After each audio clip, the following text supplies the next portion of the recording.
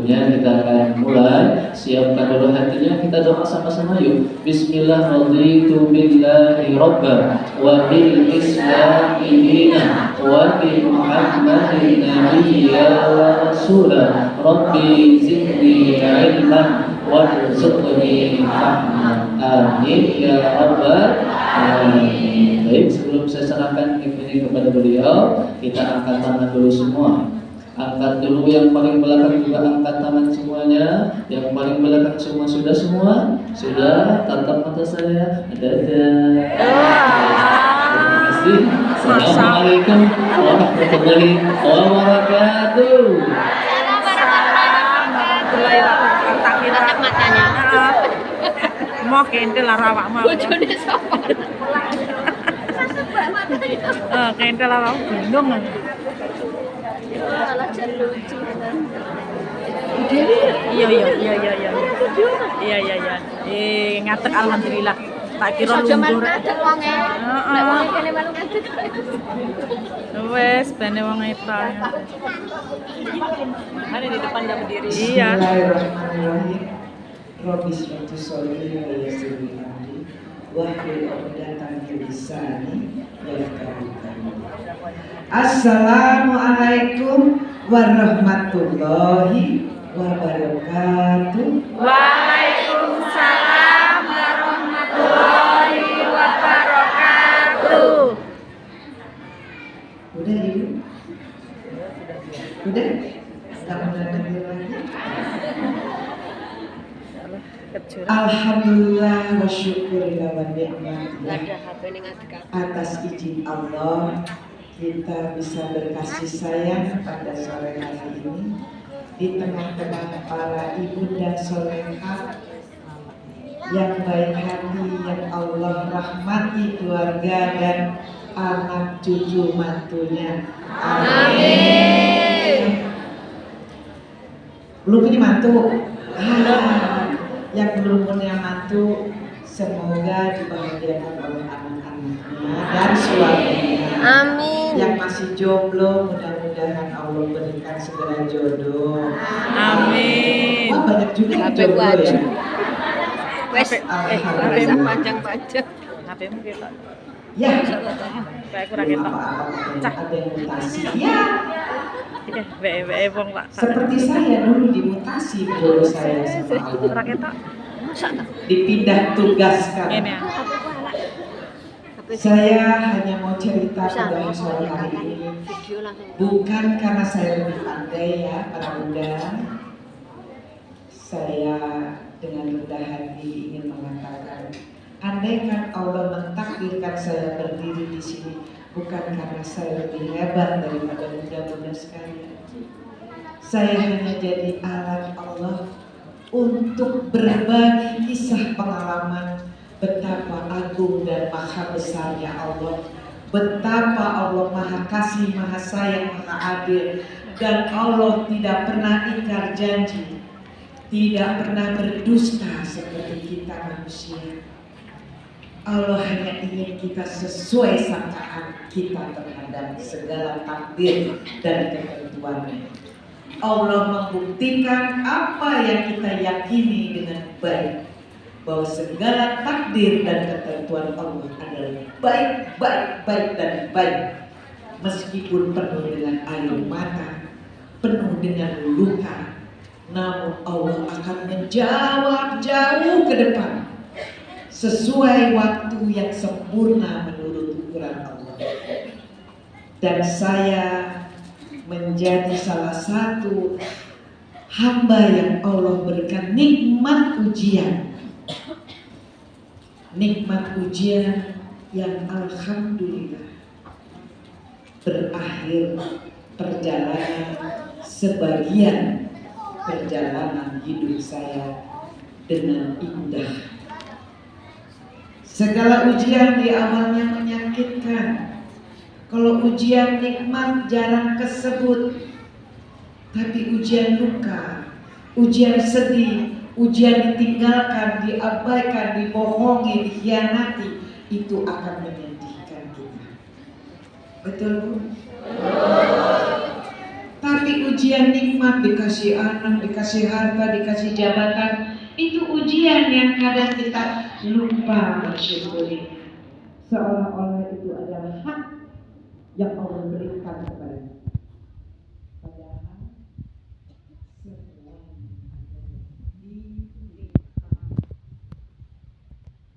saya sebelum lanjut memperkenalkan diri, sudah pernah saya Insya Allah sudah. ada yang belum? Kelahiran 2000. Yang belum itu yang baru lahir, yang insya Allah Gen Z. Jadi saya mau cerita sedikit. Saya pernah ada di satu tempat. Itu seorang anak muda memanggil saya.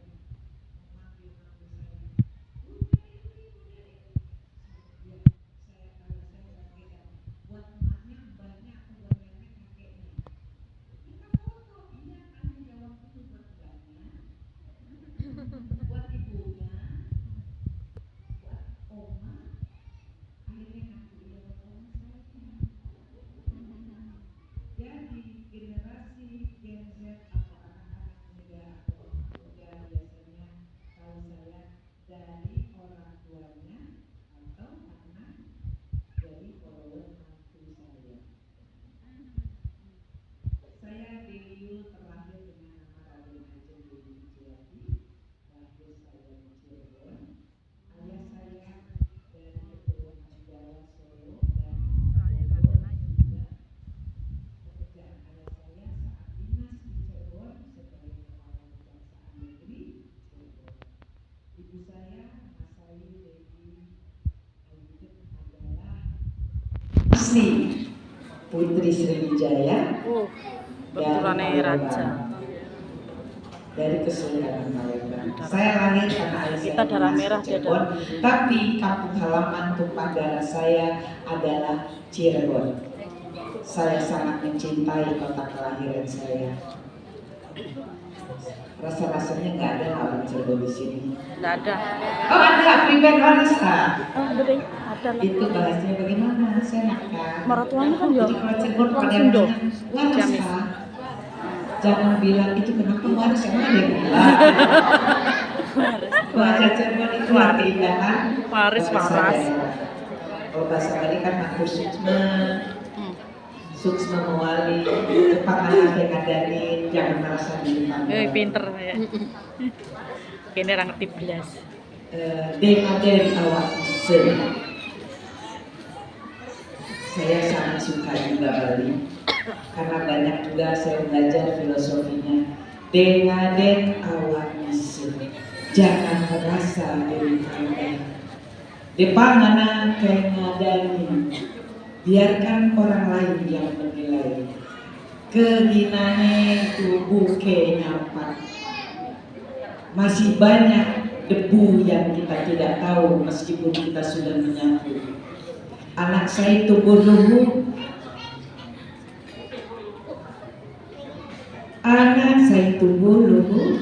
Buke lugu. Buke nyapa. Buke nyapa.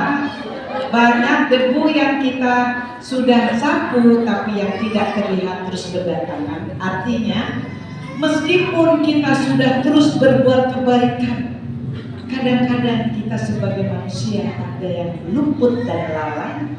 Kita melakukan dosa kecil, dosa besar, tidak mensyukuri atau mengeluh atau menggibah orang lain.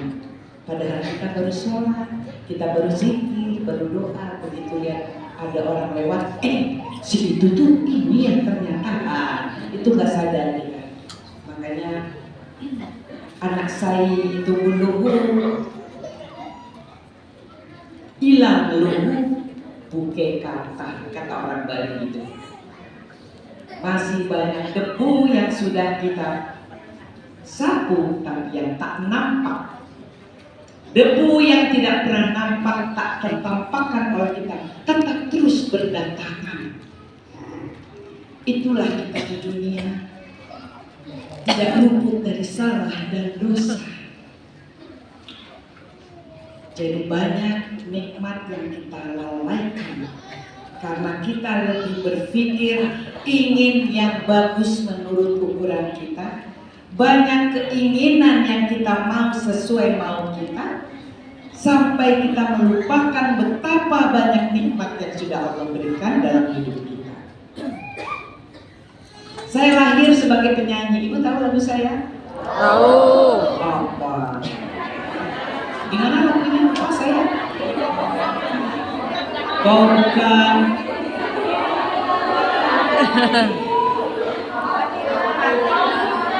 Sukut. Ini musola nyanyi. Saya pernah diprotes karena saya mengajak menyanyi, karena tidak boleh. Saya minta maaf. Jadi coba lagunya kayak apa tadi? Kau bukan Milikku lagi. Saya nggak nyanyi loh. Kau bukan Dirimu lagi. Udah. Siapa yang ngangkat? Wih, rindu yang terlarang. Ada yang nanya, boleh nggak rindu pada seseorang? Boleh kalau sama-sama jomblo. Kalau yang satu sudah tidak jomblo, yang satu tidak jomblo, boleh. Makanya rindu boleh, tapi dilarang. Rindunya terlarang karena tidak pada jalurnya. Artinya apa? Mengagumi boleh. Mengagumi namanya Allah memberikan nikmat mata pandangan. Jangan lama-lama mengaguminya, ya. Nanti sampai rumah keingetan terus. Seperti poster di kamar yang penuh dengan wajah yang dirindukan. Ibu ngantuk? Ya. Alhamdulillah. Saya lahir alhamdulillah sampai saat ini masih diizinkan menjadi penyanyi. Alhamdulillah. Sayang sekali saya tidak bisa menyanyi di ruangan ini. Dan alhamdulillah Allah memberikan nikmat ujian pada saya. Anak pertama saya sudah tahu semua. Sudah. Tidak pernah bisa mendengar suara ibunya sampai wafat. Itu ujian berat buat saya. Tapi belum yang paling berat. Satu ujian berat. Kemudian dapat ujian nikmat, anak yang kedua mendengar. Saya bahagia, saya bersyukur. Anak yang ketiga, Allahu Akbar. Belum cukup kasih sayang Allah pada saya. Belum cukup tugas saya bisa membesarkan anak dengan disabilitas tuli. Giska sudah bisa mandiri saat itu, saya dikasih tugas lagi. Surya terlahir dengan tuli. Kenapa orang mulai bergibah? Kenapa Dewiul yang penyanyi? Hukuman apa yang Allah berikan? Dosa apa sampai dikasih 2 anak tuli? Padahal kakak beradik saya tidak ada yang tuli, kakak beradik dari pihak ayahnya nggak ada yang tuli.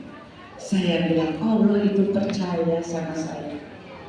Karena apa? Giska umur 12 tahun dengan tulinya sudah punya uang jutaan dari hasil jual lukisan. Allahu Akbar. 12 tahun sudah membanggakan saya pameran lukisan di Taman Ismail Marzuki. Lukisannya berjuta-juta saat itu tahun 94, usia 12 tahun.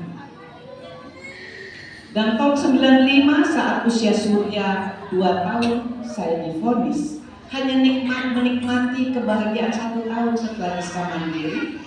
Surya ternyata tuli lagi. Saya menangis, saya bertanya, Allah, membesarkan anak disabilitas itu butuh kesabaran ekstra. Anak tuli susah diajak berkomunikasi karena ketuliannya. Tapi ternyata anak yang sempurna kadang mentulikan diri karena tidak mau dengar nasihat. Anak dengar mentulikan diri karena tidak mau dinasehati. Artinya apa? Sama. Orang tua, ibu butuh kesabaran ekstra, diuji kesabaran oleh anak-anak. Ujian nikmat kesabaran di awal belum ketahuan, baru ujian nikmat bisa melahirkan, bisa memberikan makan, menyusui, membesarkan, memberikan pendidikan. Utamanya ibu, hati-hati, akhlak, adab, baru ilmu. Jadi kalau anaknya kurang nilai, kurang bagus, jangan dimarah-marahi. Siapa yang suka marahin anak kalau nilainya jelek? Orang tua, ibu. Hati-hati. Jangan merasa bahwa anak kita itu adalah objek. Anak adalah anugerah indah yang Allah titipkan sebagai ladang. Ladang pahala, ladang surga kita. Ladang air mata, ladang patah hati juga. Tidak mudah mendidik anak-anak titipan Allah. Saya diberikan 4 anak, 2 tuli. Pertama Giska, kedua Rama, ketiga Surya, dan si bungsu Gen Z namanya Raya. Tidak mudah. Jangan bilang, oh dia bilang sukses anaknya semua. Penuh doa, air mata, plus darah. Kenapa? Waktu saya mengajari Giska bicara huruf K, 1 huruf saja, saya lelah, Giska lelah. Besoknya diulangi lagi, dia nggak bisa. Saya bilang, ayo sayang, kemarin bisa, ayo mulai lagi. Begitu dia bisa mengucapkan huruf G. Jadi kalau bilang A, padahal kakak A mana A. Begitu dia bisa bilang K, saya kasih minuman yang dia mau. Dia terima kaleng minuman itu, dia lempar kembali ke saya, robek 12 cm. Huruf K, mengajari anak dengan 1 kata huruf K berat. Buat seorang ibu ngajari anak disabilitas tuli tidak mudah. Jadi bunda-bunda jangan pernah menganggap bunda susah karena punya anak sempurna tapi nggak mau dengar. Itulah dan pahala kita. Ingat, mereka hanya dititipkan para bunda, jangan sampai lupa. Kapan Allah mau mengambil kembali mereka, kita tidak pernah tahu. Kapan, dengan cara apa Allah kembalikan lagi anak yang katanya Allah titipkan. Ada yang usia 5 tahun, 2 tahun baru lahir. Saya 28 tahun, anak saya diambil sama Allah kembali pulang. Padahal saya sudah merasa merawat, saya sudah merasa menjaga perasaan sebagai anak disabilitas supaya tidak hilang PD-nya. Giska tumbuh menjadi anak yang sangat percaya diri. Karena apa? Saya tidak pernah mencela anak saya di depan orang. Saya tidak pernah memarahi dengan cara yang kasar. Saya ajak bicara baik-baik. Sini sayang, tadi tidak bagus itu, coba tidak boleh seperti itu. Betapa berat memberitahu anak yang difabel, tuli untuk mampu memahami. Saya belajar, ikut sekolah SLB, ikut tahu bagaimana cara bicara dan belajar isyarat supaya terjadi komunikasi. Nah, para bunda yang sudah Allah titipkan anak-anak sempurna, jangan dipatahkan harkat mereka, martabat mereka yang hanya dititipi pada keluarga bunda dengan seolah-olah itu hak kita memarahi karena kita sudah kasih makan, kita sudah kasih pembelajaran, kita sudah kasih uang, kita sudah mendidik, berasa mendidik. Mendidik anak tidak harus dengan kasar. Jangan sampai anak yang sudah tumbuh sempurna, bunda patahkan kesempurnaannya, bunda patahkan kepercayaan dirinya dengan lisan bunda. Jangan memarahi anak di depan adiknya atau kakaknya, juga ayahnya. Ajak berdua. Apalagi di